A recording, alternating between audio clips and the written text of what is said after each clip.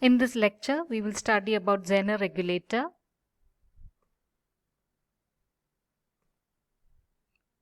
First of all, let us see what is meant by a Zener diode. It is a special diode that operates in the breakdown region. It is heavily doped and it is mainly used in regulators to maintain a constant output voltage. This is the symbol of a Zener diode. Next, let us study about the voltage current characteristic of a Zener diode. In the forward biased region, the Zener diode acts as an ordinary diode. So the characteristic will be same as that of an ordinary diode, but the Zener diode is mainly used in the reverse bias condition.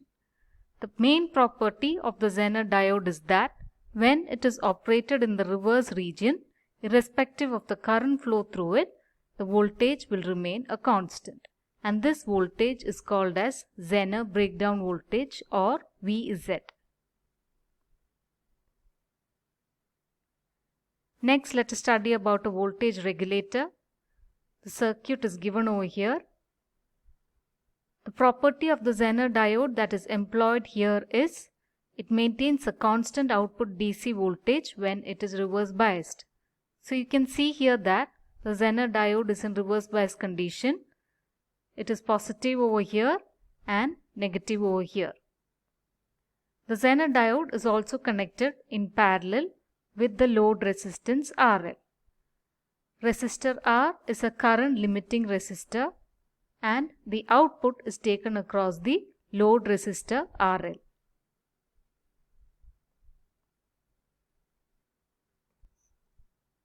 There are two main equations for a Zener diode.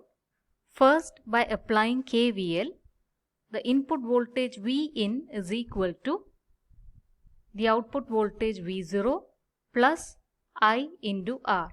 So you can use the mesh over here. Next, we have KCL, that is the source current I is equal to IL plus IZ. There are two conditions for a regulator where the output voltage V0 has to remain a constant.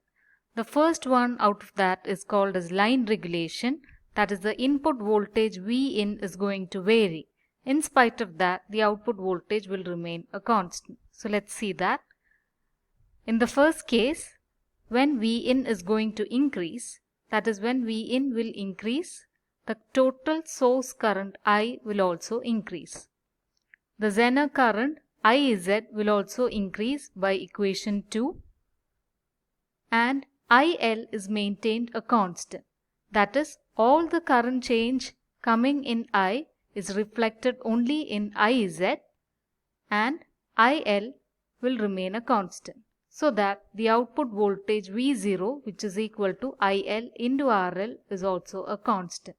So even if Vin increased, we can see that output voltage V0 did not change and it remained a constant. So that is the use of a Zener diode over here. It will take in all the current changes which happened in the source current.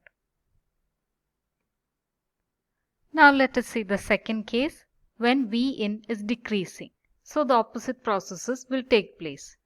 The source current I will now decrease and this decrease in I is reflected in IZ alone, which will keep IL a constant so that the total output voltage V0 is going to remain a constant. So Zener diode can take in how much current it wants, or it can also reduce the amount of current going through it without changing the voltage VZ, therefore maintaining V output a constant.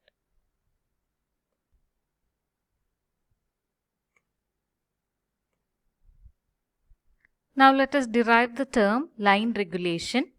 Line regulation is given by change in output divided by change in input and it is expressed as a percentage. Now output should not change how much ever the input changes, so the best value is as minimum as possible. This is the graph of line regulation. Ideally, the graph should be a straight line. Now we have the second condition, that is load regulation. Here, even if the output resistance RL is going to vary, the output voltage V0 will remain a constant. And we assume that the input voltage Vin is going to remain a constant in this condition. So let us say the first case, when RL is going to decrease, that is, imagine this resistance RL is now going to decrease. It means that the current IL will increase. This change is reflected in this branch, that is, IZ is now going to decrease. But the voltage Vz will remain a constant because whatever current changes happen in this branch, that is not going to affect the Zener diode. This voltage will always remain a constant. Since the Zener voltage is in parallel with the output voltage, this voltage will also be a constant. So even if RL varies, the output voltage V0 is not going to change. The same happens for the reverse condition, that is when RL is going to increase.